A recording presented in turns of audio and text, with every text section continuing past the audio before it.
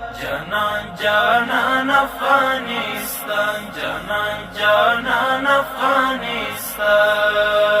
د ریاست الوزرا اقتصادي مرستیال محترم ملا عبدالغني برادر اخوند ترکیې ته د خپل سفر په ترڅ کې په دغه هیواد کې د میشت افغان پانګوالو له لوري په جوړ شوي کنفرانس کې ګډون وینا وکړه. محترم ملا عبدالغني برادر اخوند خپلو خبرو پر مهال وویل الله تعالی پر افغانانو رحم وکړ چې له شل کلن اشغال څخه خلاص کړل او داسې سرتاسري امنیت یې ور په برخه کړ چې دوی یې له لسیزو ارمان کاوه. محترم ملا صاحب زیاته کړه چې په تیرو شلو کلونو کې د افغانانو په ځانګړي ډول د ملي سوداګرو پانګوالو امنیت خوندي نه و، خو له نیکمرغه د اسلامي امارت په راتګ سره یې امنیت خوندي شوی اوس په ډاډمنه فضا کې خپل کاروبار ته دوام ورکوي. د ریاست الوزرا اقتصادي مرستیال په ترکیه کې د میشت افغان پانګوالو له لوري په جوړ شوي کنفرانس کې وویل چې په افغانستان کې د واحد مرکزي نظام په راتلو سره نه یوازې افغانانو بلکې بهرنیانو ته هم د پانګونې زمینه برابره شوې چې ښه بېلګه د هرات د غوریانو په معدن کې له افغانانو سره د اروپایي او آسیایي پانګوالو په مشارکت د قراردادونو ترلاسه کولو پانګونه ده. د یاد کنفرانس پر مهال محترم ملا صاحب د اسلامي امارت له لوري پانګوالو ته د رامنځته شوو اسانتیاوو په اړه وویل چې د سوداګرو پانګوالو د ملاتړ او اقتصادي ودې په موخه د اقتصادي کمیسیون په ناستو کې د پانګوالو استازي ګډون کوي. په دولتي ادارو کې د پانګوالو او سوداګرو د چارو د ژر ترسره کېدو او بیروکراسي د مخنیوي په موخه د اقتصادي معاونیت تر چتر لاندې له ټولو وزارتونو او ادارو څخه ګډه کمیټه جوړه شوې. د قانونو د استخراج برخه کې کورنیو پانګوالو ته لومړیتوب ورکړل شوی او همدارنګه د اعلی قدر امیر المؤمنین